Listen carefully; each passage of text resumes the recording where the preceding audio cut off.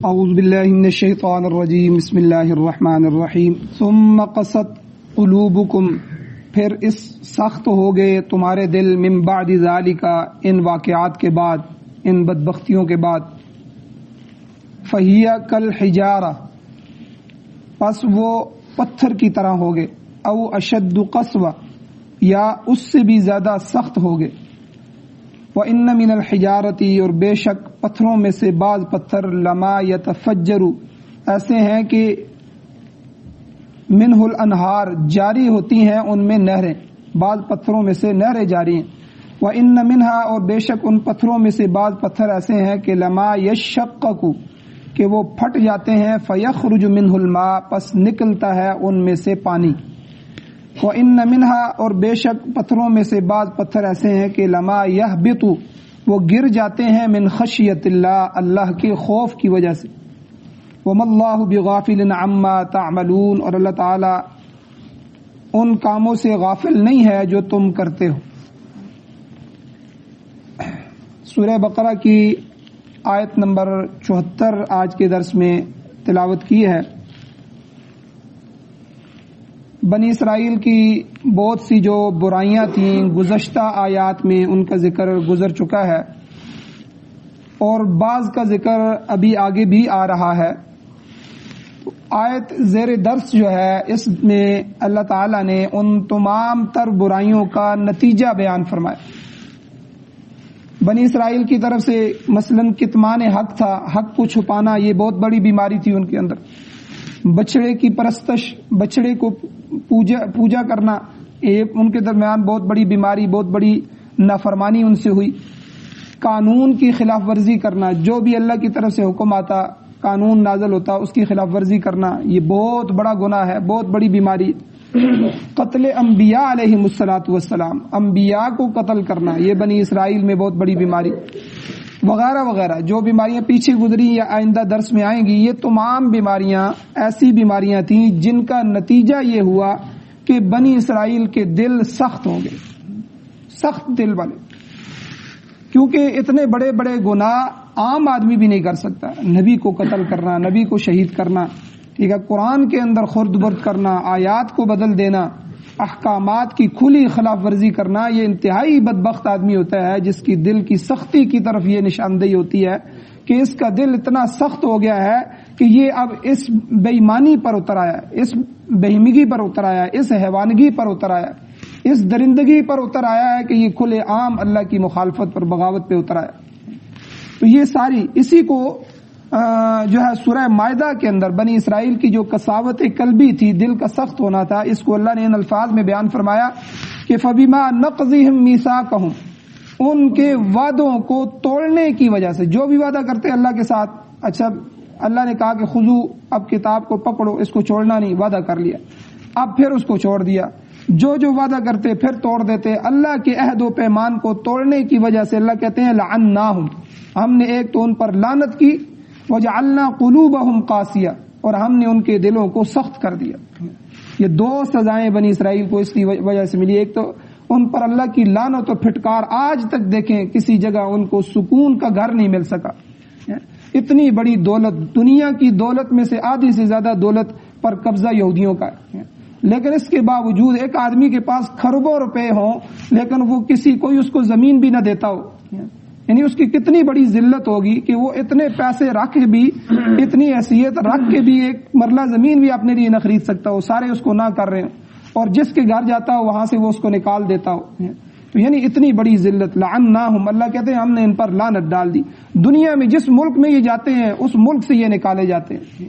ابھی پوری دنیا کو انہوں نے لالچ دی ہے، سب کچھ دیا ہے، اربوں میں سے کئی اربوں نے ان کو مان لیا ہے، ورنہ دنیا آج تک بھی یہودیوں کو تسلیم کرنے کے لیے تیار نہیں۔ حالانکہ ہم سکھوں کو تسلیم کر لیتے ہیں، ہندوؤں کو کر لیتے ہیں، عیسائیوں کے ملکوں کو ہم نے تسلیم کیا ہوا ہے، تجارت بھی کر رہے ہیں، لیکن یہ ایسے بدبخت ہیں، ان کے دل ایسے سخت ہوئے کہ انہوں نے اتنی بدماشیاں کی اور اللہ کے حکموں کے خلاف اتنے سخت چلے کہ اللہ نے فرمایا کہ فَبِمَا نَقْضِهِمْ مِيثَاقَهُمْ کہ ہمارے عہد و پیمان توڑنے کی وجہ سے لعناہم ہم نے ان پر لعنت کی، وجعلنا قلوبہم قاسیہ ان کے دلوں کو ہم نے سخت کر دیا۔ اور اللہ تعالیٰ نے فرمایا کہ یہ لوگ اس قسم کے کام کرتے تھے. کیا کام کرتے تھے؟ یحرفون الکلم عن مواضعہ، کہ اللہ کے کلام کو اپنے مقام سے تبدیل کر دیتے تھے. یعنی تورات کے اندر آیتیں اپنی طرف سے بڑھا دیں، جس دل ہوا اس آیت کو کم کر دیا. آج دنیا میں جتنے بھی نسخے موجود ہیں، ایک نسخے کو دوسرے نسخے کے ساتھ ملائیں تو جو ہے کوئی نسخہ دوسرے نسخے کے ساتھ تورات کا نہیں ملتا، ہر ایک میں تبدیلی ہے. لیکن قرآن مجید کو آپ مشرق سے لے کر مغرب تک، شمال سے جنوب تک، کسی ملک کے کسی کونے سے بھی آپ قرآن اٹھائیں اور آپس میں ملائیں تو وہی آیات ہوں گی جو مشرق میں ہوں گی، وہی مغرب میں پڑھی جائے. ایسی حفاظت اللہ نے قرآن مجید کی. لیکن ان بدبختوں نے قرآن میں اپنی کتاب میں تحریف کی.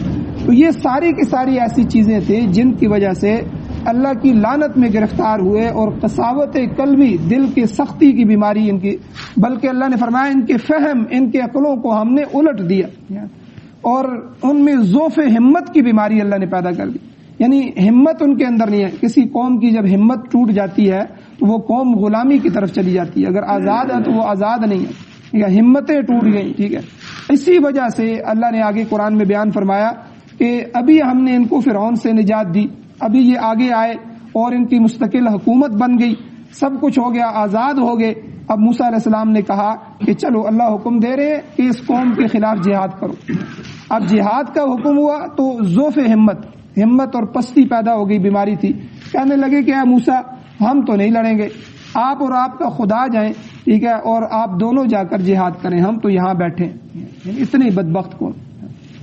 ترمذی شریف کی روایت میں آتا ہے، حضور علیہ الصلوۃ والسلام کے ارشاد گرامی ہے، فرمایا لا تکثر الکلام بغیر ذکر اللہ، کہ اللہ کے نبی نے فرمایا کہ اللہ تعالیٰ کے ذکر کے علاوہ زیادہ گفتگو نہ کیا کرو، زیادہ کلام نہ کرو، کیونکہ فضول باتیں کرنے کی وجہ سے انسان میں قساوت قلبی پیدا ہوتی ہے. ایک بات بھی بندے کی فضول نہیں ہونی چاہیے.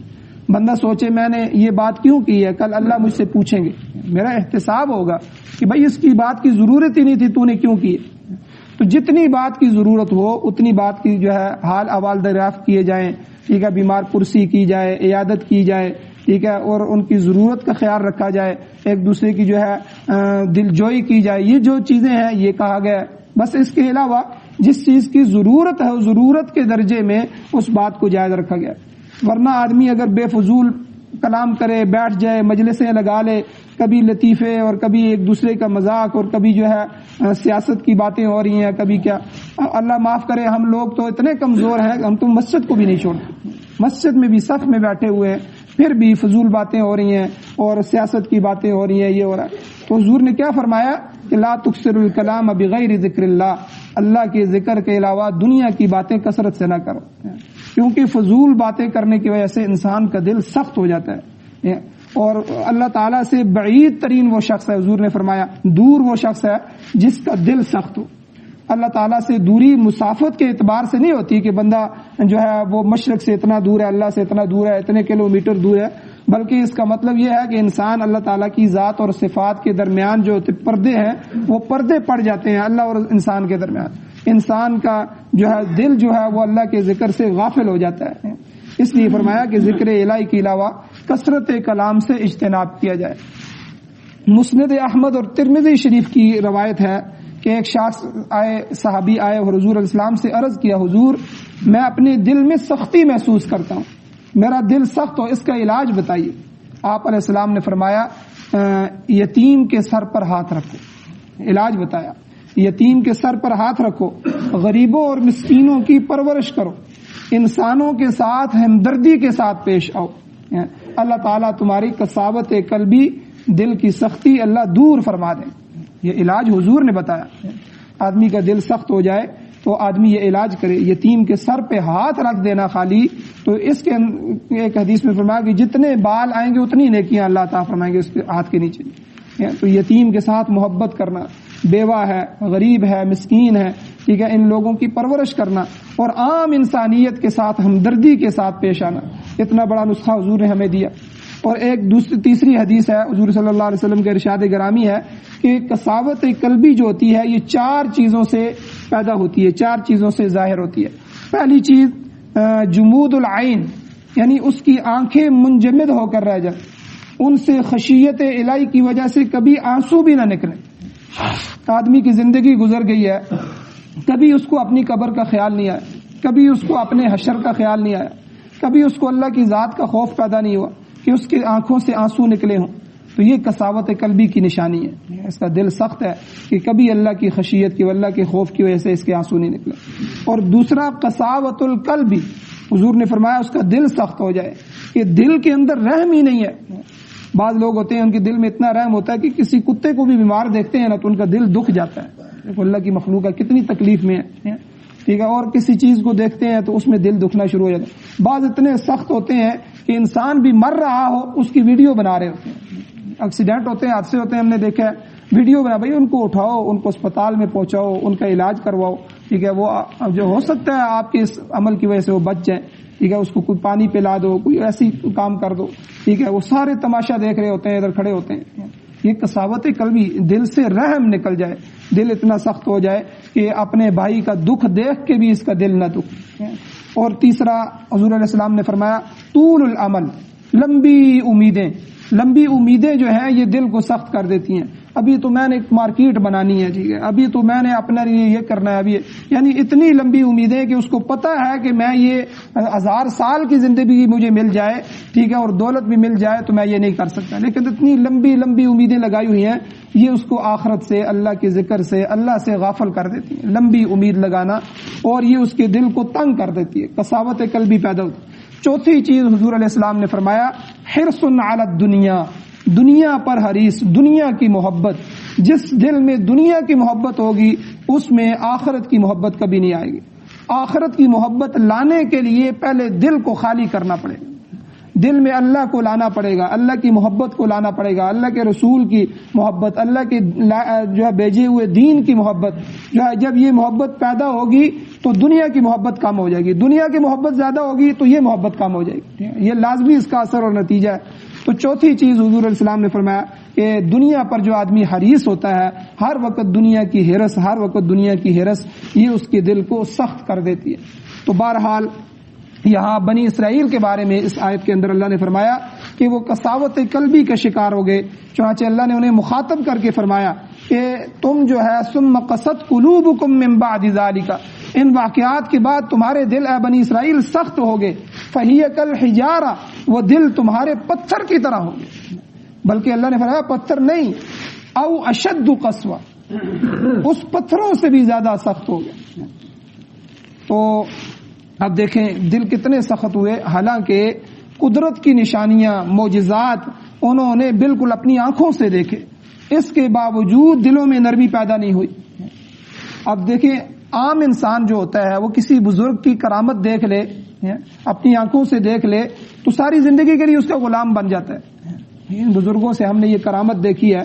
ان بدبختوں نے سب کچھ دیکھا کہ سامنے دیکھ رہے ہیں کہ رستے بن رہے ہیں، ان میں سے ہم گزر رہے ہیں، اور سامنے دیکھ رہے ہیں کہ انہی رستوں میں اللہ فرعون کو غرق کر رہے ہیں، اور سامنے آگے جا کے دیکھ رہے ہیں کہ من و سلوہ اتر رہا ہے، اللہ نے اتنے بڑی جو ہے ان پر نعمتیں کی ہیں، اور جو ہے سامنے ہر چیز معجزات دیکھ رہے ہیں.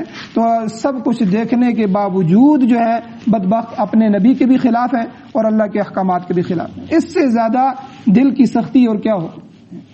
تو اس لیے اللہ نے فرمایا فَهِيَ كَالْحِجَارَةِ أَوْ أَشَدُّ قَسْوَةً، کہ تمہارے دل پتھر کی طرح ہوئے، او اشد قسوہ، یا پتھروں سے بھی سخت ہو گئے. یہ جو او حرف ہوتا ہے نا، او عربی میں اس کے کئی معنی آتے ہیں. یہاں علماء نے لکھا ہے یا تو بل کے معنی ہوگا، یا او تنویع کے لیے دوسری نوع بیان کے، دوسری قسم بیان کے لیے. اگر بل کا معنی ہے تو اس کا مطلب یہ ہوگا کہ تمہارے دل پتھروں کی طرح سخت ہو گئے، بلکہ ان سے بھی زیادہ سخت ہو گئے بل کے معنی میں.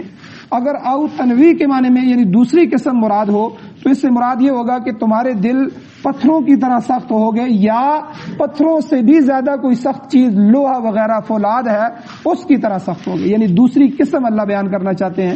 جیسے دوسری جگہ سورہ بنی اسرائیل کے اندر اللہ نے فرمایا ہے کونوا حجارۃ او حدیدا، اے بنی اسرائیلیو پتھر بن جاؤ یا لوہا بن جاؤ. یعنی تم تو ایسے ہو گئے، کونو ہو گئے ہو تم پتھر یا لوہا. تو اللہ نے اس کو بیان بھی کیا. تو یہاں ہو سکتا ہے کہ اللہ اس دوسری قسم کو بیان کرنا ہے، یعنی پتھر کی طرح تمہارے دل سخت ہو گئے ہیں، یا پتھروں سے بھی زیادہ جو سخت چیزیں ہیں، لوہا ہے، فولاد ہے، ان کی طرح تمہارے سخت، اتنی نرمی بھی تمہارے دل میں نہیں. تو یہ اللہ نے گویا کہ تشبیہ دی ہے لوہے کے ساتھ، پتھروں کے ساتھ. مطلب یہ ہے کہ بنی اسرائیل کے دل پتھروں کی طرح سخت ہو گئے یا پتھروں سے بھی زیادہ قساوت قلبی ان میں پیدا ہوگی۔ اب آگے اللہ پتھروں کے کچھ فائدے بیان کرتے ہیں کہ بھائی پتھروں میں پھر کچھ فائدے ہیں۔ پتھر ایسے ہیں، اللہ فرماتے ہیں وَإِنَّ مِنَ الْحِجَارَةِ لَمَا يَتَفَجَّرُ مِنْهُ الْأَنْهَارُ، بعض پتھر ایسے ہیں کہ ان میں سے نہریں پھوٹ رہی ہیں جن سے مخلوق خدا سیراب ہو رہی ہے، اللہ کی مخلوق کو فائدہ پہنچ رہا ہے۔ کتنے بڑی بڑی چٹانیں پہاڑوں میں پھٹی ہوئی ہیں، ان میں سے جو ہے چشمے اوپر سے گر رہے ہیں، تو وہ پتھر بھی فائدہ دینے، وہ پہاڑ فائدہ دے رہے ہیں مخلوق خدا کو۔ وَإِنَّ مِنْهَا لَمَا يَشَّقَّقُ، اللہ فرماتے ہیں بعض پتھر ایسے ہیں جو پھٹے ہوئے ہیں۔ آپ دیکھیں کتنے پتھر ہیں جن سے ہم اپنی بنیادیں بناتے ہیں، مکان بناتے ہیں، ٹھیک ہے، وہ ہمیں فائدہ دیتے ہیں۔ اور بعض پتھر آتے ہیں فَيَخْرُجُ مِنْهُ الْمَاءُ، کہ اللہ کہتے ہیں ان میں سے جب وہ پھٹتے ہیں تو ان میں سے عام پانی جاری ہوتا ہے، چھوٹے چھوٹے چشمے ہیں وہ ان پتھروں سے نکل رہے ہیں۔ اور بعض پتھر ایسے ہیں وَإِنَّ مِنْهَا لَمَا يَهْبِطُ مِنْ خَشْيَةِ اللَّهِ، وہ اللہ کے خوف کی وجہ سے اوپر سے نیچے گر جاتے ہیں۔ تو مگر یہ بنی اسرائیل ایسی بدبخت قوم ہے کہ ان میں پتھروں والی خصوصیات بھی نہیں پائی جاتی۔ تو پتھر بلا شبہ سخت ہیں مگر پھر بھی ان میں مخلوق خدا کا جو ہے فائدہ ہے وہ فائدہ دیتے ہیں، مگر یہ قوم پتھروں سے بھی گئی گزری ہے جن سے کچھ حاصل نہیں ہوتا۔ مفسرین اکرام فرماتے ہیں کہ پتھر جو ہیں یہ جو بلندی سے پستی کی طرف گرتا ہے، اس کے گرنے میں خشیت الہی ہوتی ہے، یہ اللہ کے خوف کی وجہ سے گر جاتا ہے۔ اور در حقیقت یہ پتھر جو ہے اللہ کے حضور سجدہ کرتے ہیں، بلا شبہ اللہ کے سامنے عاجزی اور نیازمندی کی یہ انتہائی شکل جو ہے سجدے کی شکل ہے، اور یہ پتھر جو ہے وہ آپ اللہ کے سامنے جھکتے ہیں۔ اور یہاں سے علماء نے ایک اور فائدہ بیان فرمایا ہے کہ جو حیوانات ہیں اور جمادات ہیں سب کے اندر روح موجود ہوتی ہے۔ حیوان کے اندر تو ہمیں روح نظر آتی ہے، چونٹیاں ہیں، بھینسیں ہیں یا دوسرے حیوان ہیں، پرند چرند ہیں، لیکن جو جمادات چیزیں ہیں یعنی جمی ہوئی چیزیں، پتھر ہیں اور اس طرح کی چیزیں ہیں، ان میں بھی روح ہوتی ہے۔ تو یہ بھی اللہ کی تسبیح بیان کرتے ہیں۔ ہر چیز دنیا میں زمین سے لے کر آسمان تک، آسمان اللہ کی تسبیح بیان کرتا ہے، زمین اللہ کی تسبیح بیان کرتی ہے، درخت اللہ کی تسبیحات بیان کرتے ہیں، اور جو ہے جانور اللہ کی تسبیحات بیان کرتے ہیں۔ دنیا کی کوئی مخلوق ایسی نہیں ہے جو اپنی اپنی زبان میں جو ہے وہ اللہ کی تسبیح بیان نہ کر رہی ہے۔ تو لیکن ہمیں سمجھ نہیں آتی، ہمیں ان کی زبان سمجھ نہیں آتی یا ہمیں تسبیح کرنا نہیں سمجھ آتا، ورنہ جو ہے بہت سی احادیث میں اس کی مثالیں بیان ہوئی ہیں۔ نبی علیہ الصلوۃ والسلام کی حدیث ہے، بخاری شریف کی حدیث ہے کہ حضور علیہ الصلوۃ والسلام نے احد پہاڑ کے بارے میں فرمایا کہ ھذا جبل یحبنا، یہ ایسا پہاڑ ہے جو ہم سے محبت کرتا ہے، ونحن نحبه، اور ہم بھی اس سے محبت کرتے ہیں۔ احد پہاڑ سے حضور کو بڑی محبت تھی اور حضور اکثر احد پہاڑ پہ چلے جاتے تھے، اوپر چڑھ جاتے تھے۔ تو حضور علیہ السلام نے یہ فرمایا، تو محبت اس کے دل میں ہوتی ہے جس کے اندر روح ہو، جس کے اندر جان پہچان ہو۔ یعنی حضور علیہ السلام نے فرمایا کہ ہم اس پہاڑ سے محبت کرتے ہیں اور یہ پہاڑ ہم سے محبت کرتا ہے۔ مسلم شریف کی روایت ہے کہ حضور علیہ السلام نے فرمایا میں ان پتھروں کو پہچانتا ہوں کہ جو نبوت سے پہلے، مجھے جب نبوت ملی، نبوت ملنے سے پہلے مجھے سلام کیا کرتے تھے۔ کتنی زبردست حدیث ہے، مسلم شریف کی صحیح حدیث ہے کہ نبوت سے پہلے مجھے سلام کرتے تھے، میں پہچانتا ہوں وہ پتھر کہاں کہاں پڑا ہوا۔ اور حضور جب جاتے تھے، حضور نے ایک حدیث میں فرمایا کہ جو ہے درخت جھک جھک کر مجھے سلام کرتے تھے۔ اور مسلم اور بخاری صحیحین کی حدیث ہے، ان دونوں کتابوں کو جب دونوں کتابوں میں حدیث موجود ہو اس کو کہتے ہیں صحیحین کی حدیث، ٹھیک ہے، دونوں صحیح کتابیں ہیں تو صحیحین کی حدیث ہے کہ ایک دفعہ حضور علیہ الصلوۃ والسلام حضرت ابوبکر صدیق رضی اللہ تعالیٰ عنہ، حضرت عمر رضی اللہ تعالیٰ عنہ، حضرت عثمان رضی اللہ تعالیٰ عنہ کو لے کر احد پہاڑ پہ چڑھ گئے، اوپر چڑھ گئے۔ یہ چاروں حضرات تھے تو پہاڑ میں زلزلہ آیا، پہاڑ ہلنے لگا۔ حضور علیہ الصلوۃ والسلام نے قدم مبارک مارا، پہاڑ پہ قدم مبارک مبارک کے فرمایا کہ اے پہاڑ ٹھہر جا، تجھے پتہ نہیں ہے کہ تیرے اوپر ایک نبی ہے اور ایک صدیق ہے اور 2 شہید ہیں۔